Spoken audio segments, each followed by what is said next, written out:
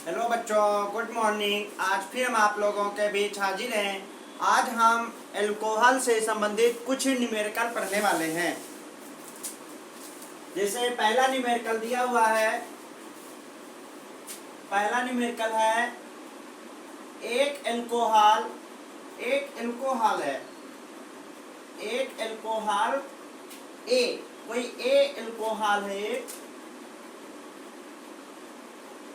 सांद्र H2SO4 की उपस्थिति में क्या होता है? जो अल्कोहल ए है, सांद्र H2SO4 की उपस्थिति में गर्म करने पर एक एल्कीन बी देता है।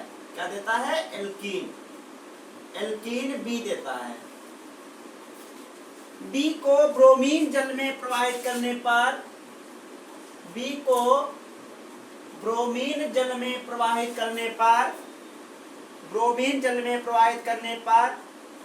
कोई यौगिक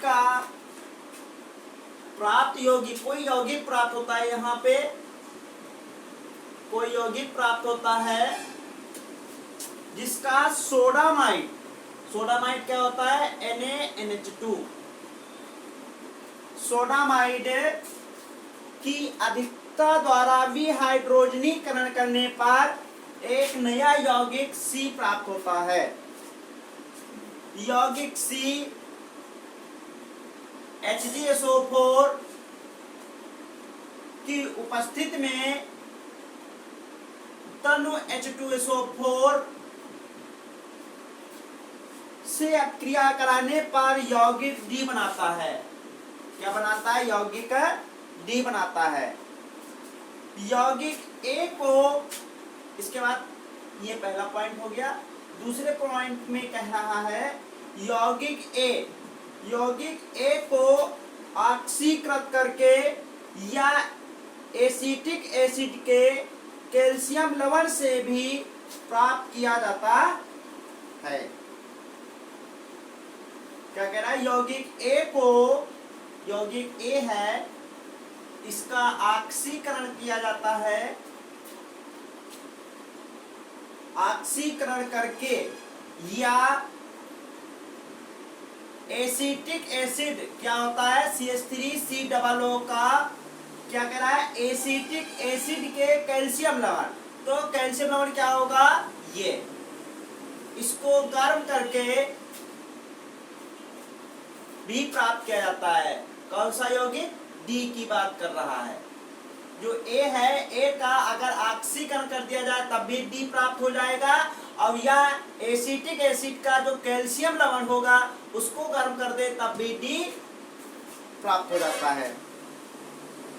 ABCD की पहचान करनी है। ABCD की पहचान करनी है। तो देखिए कैसे करते हैं। पहले थोड़ा उल्टा सोच लेते हैं कि जो कैल्शियम एसीटेट है, ये क्या है? जो एसिटिक एसिड का सोडियम लवण होगा उसका नाम क्या होगा? Calcium acetate. अब कैल्शियम एसीटेट को जब गर्म करते हैं तो डी यौगिक बनता है। डी यौगिक क्या होगा? देखो, कैल्शियम एसीटेट का शुष्कवासन करते हैं, नई समीकरण लिखते हैं। कैल्शियम एसीटेट हो गया, इस तरीके से लिखते हैं। कैल्शियम एसीटेट का जब शुष्कवासन किया जाता है, देखिए तो क्या होता है? इतना ये कैल्शियम कार्बोनेट निकल जाता है। कैल्शियम कार्बोनेट निकल जाता है और क्या बनता है?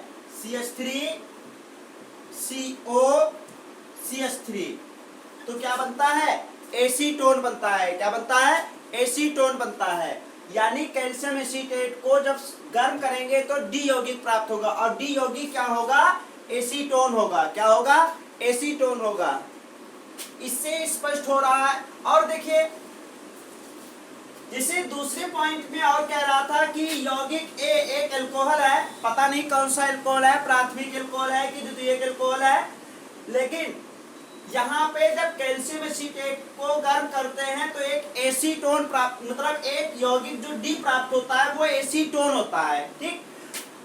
और हम मान लेते हैं कि यहाँ पर ए यौगिक जो एक प्राथमिक अल्कोहल है और प्राथमिक अल्कोहल का जब ऑक्सीकरण किया जाता है तो क्या प्राप्त होता है? एक एल्डिहाइड प्राप्त होता है। क्या प्राप्त होता है? एल्डिहाइड प्राप्त होता है। लेकिन इस वाली समीकरण से कीटोन प्राप्त होता है।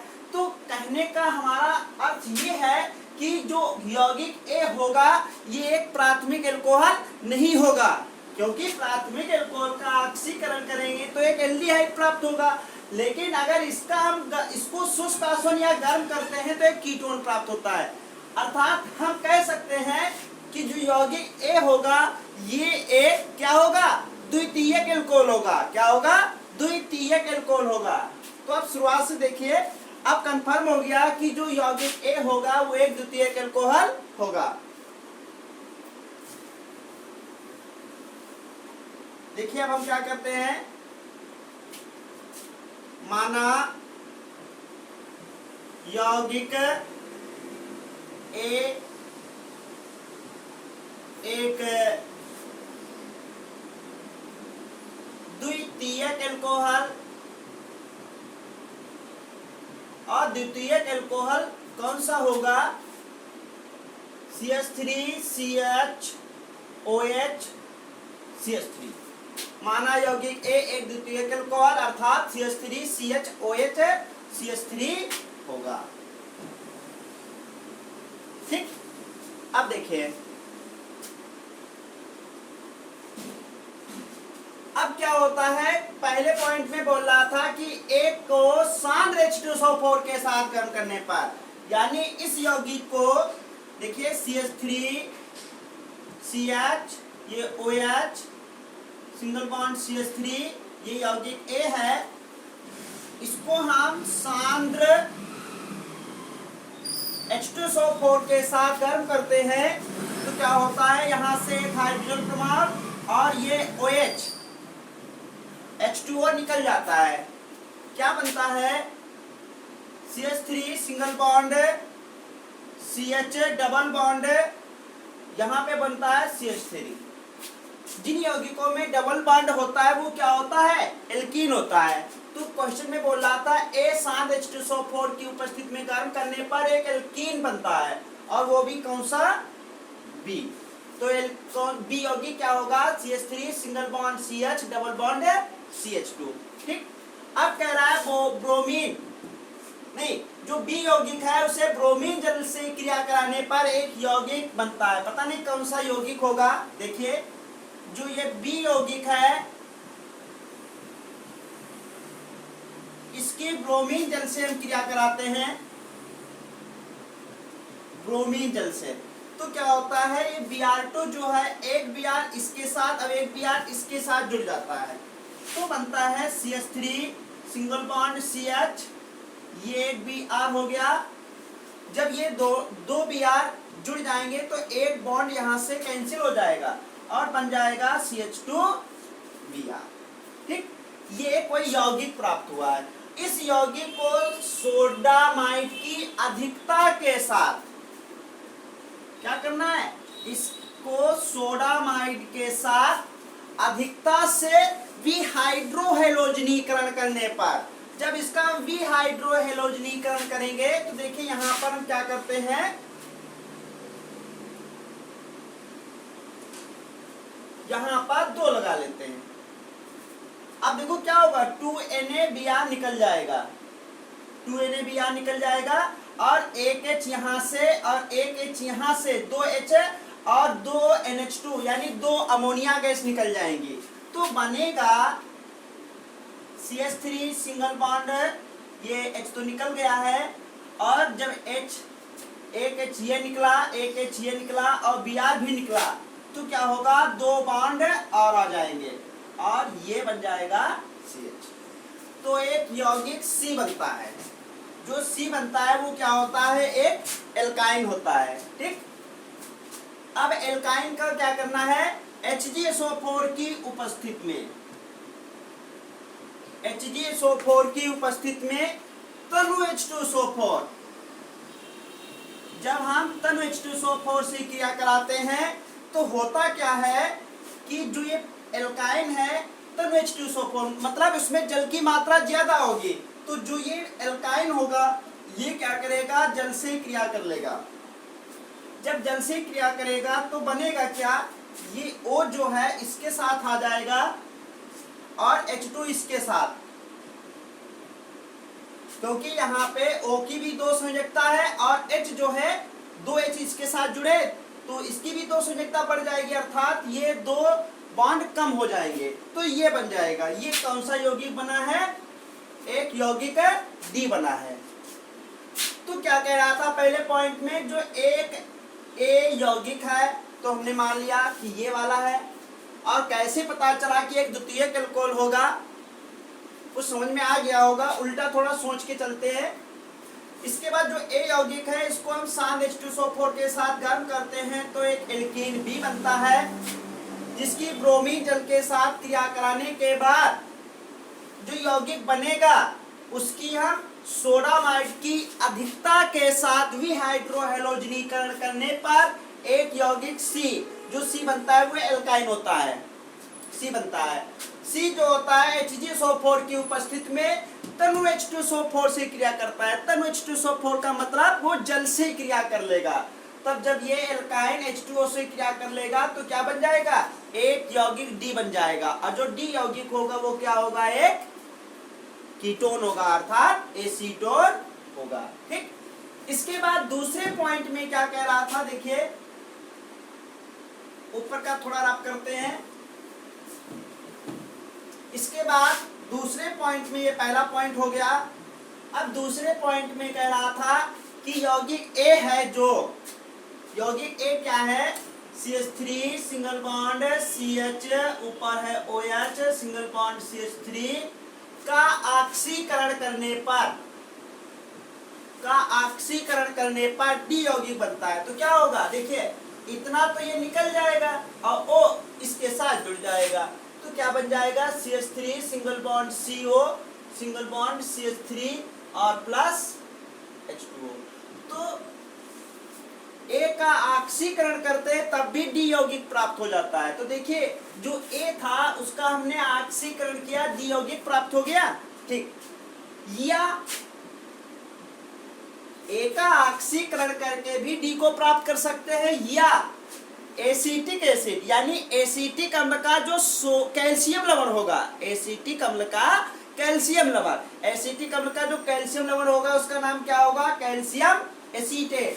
तो जो कैल्शियम एसीटेट होगा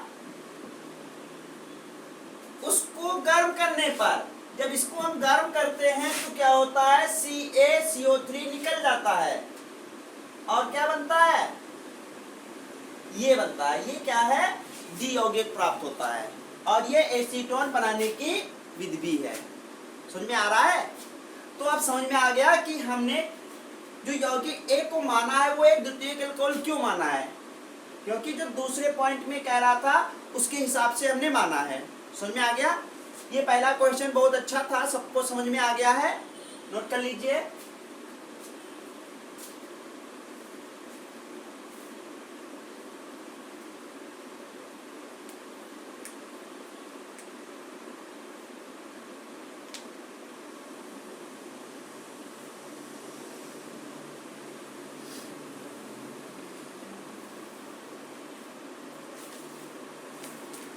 हो गया?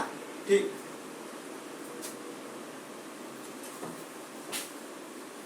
इसके बाद दूसरा क्वेश्चन है,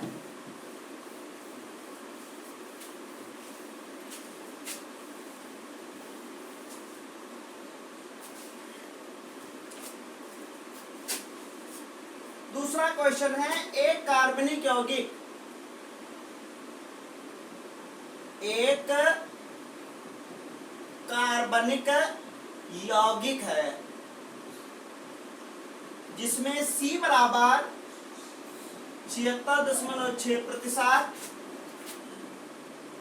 H बराबर 6.38%, इसका VD जो है, VD का मतलब वाष्प घनत्व 47 है। यह FeCl3 के जलीय घोल के साथ विशिष्ट रंग देता है। A यौगिक जो है, जो यही कार्बनिक यौगिक है कि CO2 तथा NaOH, CO2 तथा NaOH से 140 डिग्री C पर उच्च दाब पर अपक्रिया कराने पर एक यौगिक B प्राप्त होता है। क्या प्राप्त होता है? एक यौगिक B प्राप्त होता है। B का अम्लीकरण करने पर एक यौगिक C प्राप्त होता है। C acetyl chloride, acetyl chloride का सूत्र होता है CH3COCl। एसिटिल क्लोराइड से अपक्रिया करने पर एक जाना पहचाना दर्दनाशक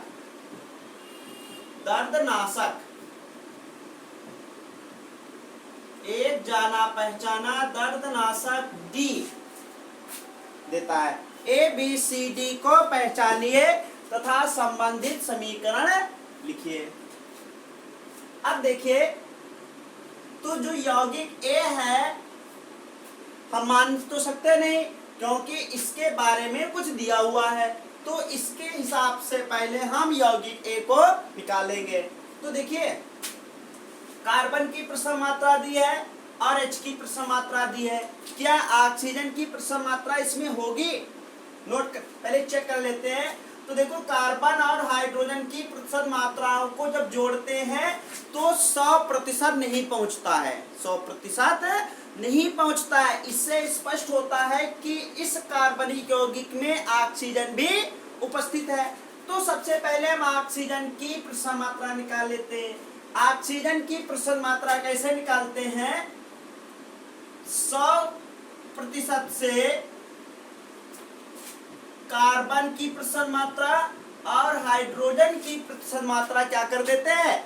जोड़कर घटा देते हैं। तो बन जाएगा 100% माइनस कार्बन की है 76.6 और H की है 6.38। तो ये हो जाएगा 100% माइनस 0 लगा लेते हैं। 0 और 8 हो गया 8, 6 और 3 हो गया 9, 0.6, 12 और 7 8। ठीक, अब घटाएंगे। 100 से घटाना है 82.98। तो क्या करते हैं? ऐसा कर लेते हैं, दशमलव वाला घटाना पड़ा होगा तो दहाई लेते हैं। तो यहाँ पे 10 हो जाता है, 10 से 8 गया 2, बचा 9, 9 से 9 गया 0, दशमलव यहाँ बचा 9, 9 से 2 गया 9 से 2 गया 7, यहाँ बचा 9, 9 से 8 गया 1। तो ऑक्सीजन की प्रतिशत मात्रा कितनी आएगी? 17.02%। ठीक, तो ऑक्सीजन की प्रतिशत मात्रा यहाँ नोट करते हैं 17.02%। ठीक, अब क्या करते हैं? इसको थोड़ा रफ कर दे। अब एक हम सारणी बनाते हैं। सारणी से यौगिक A का सूत्र निकालेंगे। देखिए, सारणी बनाते हैं। सारणी में सबसे पहला कॉलम होता है तत्व, और तत्व यहाँ पे 3 है, कार्बन, हाइड्रोजन और ऑक्सीजन। कार्बन, हाइड्रोजन और ऑक्सीजन। दूसरा कॉलम होता है, इनकी यहाँ प्रतिशत मात्रा लिखते हैं। दूसरे कॉलम में प्रतिशत मात्रा लिखते हैं। कार्बन की प्रतिशत मात्रा है 76.6%, H की है 6.38%, O की अभी हमने निकाली है 17.02%। ठीक, अगला कॉलम होता है, इसमें हम परमाणु भार लिखते हैं। तो कार्बन का परमाणु भार होता है 12, H का होता है 1 और O का होता है 16। अगला नंबर होता है आपेक्षिक संख्या। कौन सी संख्या? आपेक्षिक संख्या। आपेक्षिक संख्या कैसे निकाली जाती है? जिस तत्व की आपेक्षिक संख्या निकालनी होती है उसकी प्रतिशत मात्रा को उसी के परमाणु भार से भाग दे देते हैं। तो क्या आ जाएगा? 12 पंचे 60, 12 छंग 72, 72 बचा 4 बचा 0.46 हो गया, और 12 चौक 48, लगभग में 4 बार चला जाएगा। ठीक, यहाँ पर है 6.38/8 बराबर, भाग करेंगे तो लगभग 6.38 ही आएगा। इसको हम चलो 38 ही लिख लो। इसके बाद 17.02 बटा 16 बराबर 16 कम 16, 16 कम 16 बचा 1, 0, 10 हो गया, नहीं जा रहा है, 0 लगा लिया, 102 हो गया और 16 छक्का 96। ठीक।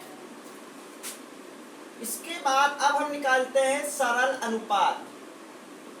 सरल अनुपात कैसे निकालते हैं कि अब क्या करते हैं, इन तीनों आपेक्षिक संख्याओं में जो सबसे कम आपेक्षिक संख्या होती है उससे भाग करते हैं, तो लगभग में 6 आ जाएगा। इसको जब भाग करेंगे तब भी 6 आएगा, और इसको जब इसी संख्या से भाग करेंगे तब कितना आएगा, 1 आएगा। ठीक। तो सरल सूत्र क्या आएगा, यौगिक का सरल सूत्र क्या होगा, देखिए कार्बन, हाइड्रोजन, ऑक्सीजन। कार्बन का सरल अनुपात 6 है, H का 6 है और O का 1 है। 1 लिखा नहीं जाता, चाहो लिख सकते हैं। अब क्या करते हैं, अब सबसे पहले सरल सूत्र भार निकाल लेते हैं। जो ये सरल सूत्र आया है इसका अणुभार कितना होगा वो निकाल लेते हैं। क्या लिखते हैं, सरल सूत्र भार। तो देखिए 6, C का होता है 12, 6, H का होता है 1 और O का होता है 16। तो 12 6 72, 6 कम 6, 16 कम 16, 72, 6 78, 78 और 6 84, 10 94। तो इसका सरल सूत्र भार कितना आ जाएगा, 94। ठीक। अब देखिए एक जो कार्बनिक यौगिक है इसका Vd दिया हुआ है। Vd का मतलब वाष्प घनत्व होता है। ठीक। तो जो यौगिक है उसका अब हम वाष्प घनत्व की सहायता से हम उसका क्या निकाल लेते हैं, अणुभार निकाल लेते हैं।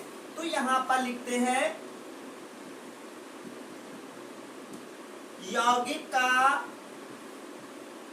अणुभार बराबर, नीचे का दिख रहा है सभी लोगों को, क्या होता है, 2 गुणे वाष्प घनत्व। तो 2 गुणे 47 बराबर 94। तो यौगिक का अणुभार भी 94 आएगा। इसके बाद स्मॉल n निकालते हैं। स्मॉल n क्या होता है, यौगिक का अणुभार और बटा सरल सूत्र भार। सरल सूत्र भार, यौगिक का अणुभार यही है और सूत्र भार यही है, तो कितना आ गया, 1। इसके बाद निकालते हैं यौगिक का अणुसूत्र। अणुसूत्र बराबर क्या होता है, n गुणा सरल सूत्र। n का मान 1 है, सरल सूत्र है C6H6O। जब इससे गुणा करेंगे तब इसका अणुसूत्र भी वही रहेगा जो सरल सूत्र है, क्योंकि n का मान 1 है। जो यौगिक A है इसका अणुसूत्र पता चल गया कि कौन सा होगा, C6H6O होगा। क्या होगा, C6H6 और O होगा। सबको समझ में आ गया, इतना आप कर दे। ठीक। देखिए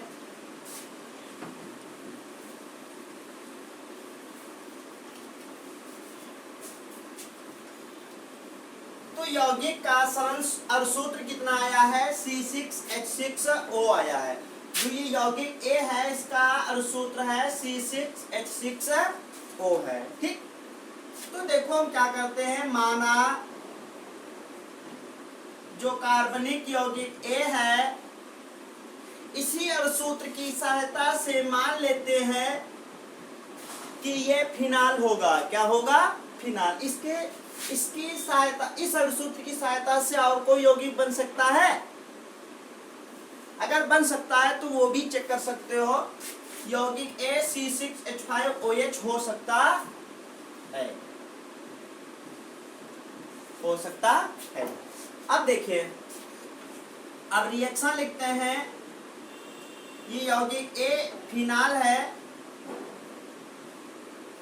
A यौगिक, ये सोडियम कार्बन डाइऑक्साइड और सोडियम हाइड्रोक्साइड से क्रिया करता है। तो पहले जो फिनाल होता है ये NaOH से पहले क्रिया कर लेता है। तो होता क्या है, H और OH, H2O निकल जाता है और बन जाता है ONa, सोडियम फिनॉक्साइड बन जाता है। क्या बन जाता है, सोडियम फिनाक्साइड। अब ये जो सोडियम फिनाक्साइड है ये CO2 से क्रिया करता है, ये CO2 से क्रिया करता है तो यौगिक बी बनेगा। देखिए यौगिक बी क्या बनता है,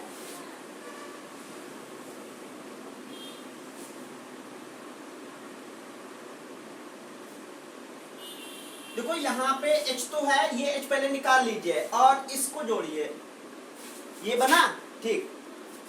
जो और Na को इसके साथ में लगा दीजिए, O तो था यहाँ पे और जो यहाँ से H निकला था वो हम यहाँ पे लगा देते हैं, ये बन जाता है सोडियम सैलिसिलेट। क्या बन जाता है, सोडियम सैलिसिलेट। और जो ये अपक्रिया होती है इसके बाद जो यौगिक ये बी बन गया और इसके बाद क्या कह रहा है, अम्लीकरण करने पर, अम्लीकरण चाहे HCl से कर दीजिए, चलो HCl से ही कर देते हैं, तो होता क्या है Na और Cl निकल जाता है और H बन जाता है। इसका नाम होता है सोडियम सैलिसिलेट और इसका नाम होता है सैलिसिलिकम। यौगिक C बनता है, ये क्या होता है, सैलिसिलिकम। क्या होता है, सैलिसिलिकम। और ये अपक्रिया जो होती है पोलबे अपक्रिया कहलाती है, पोलबे अपक्रिया कहलाती है। रायमंड तीमेन अपक्रिया में ये यौगिक बनाया होगा, बनाया है। कैसे बनता है, फिनाल की CCl4 कार्बन टेट्राक्लोराइड और कास्टिक सोडा के साथ गर्म करते हैं तब ये बनता है, ठीक। क्या कह रहा था, जो सी यौगिक बनता है इसकी एस्टिल क्लोराइड से क्रिया कराते हैं। देखिए एस्टिल क्लोराइड से, तो क्या होता है, जो ये H है और ये Cl निकल जाता है, बनता है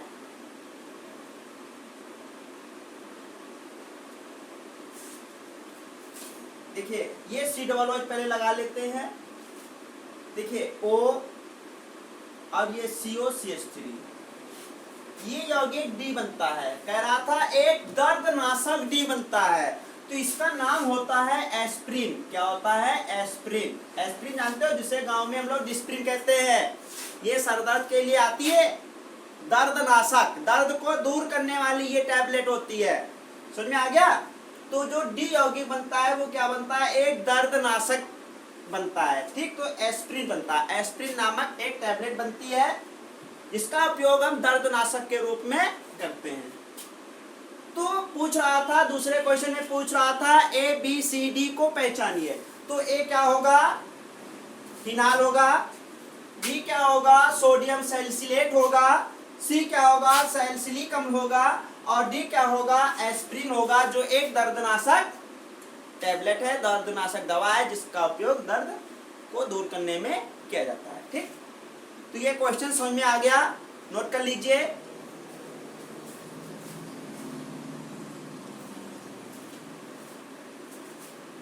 ये जो आज क्वेश्चन सभी लोगों ने पढ़े, सभी लोगों को समझ में आ गया है। सभी लोग अपनी अपनी किताबों से ऐसे क्वेश्चन करिए, जो ना हो उसे कमेंट बॉक्स में लिखकर पूछ लीजिए। Okay bye.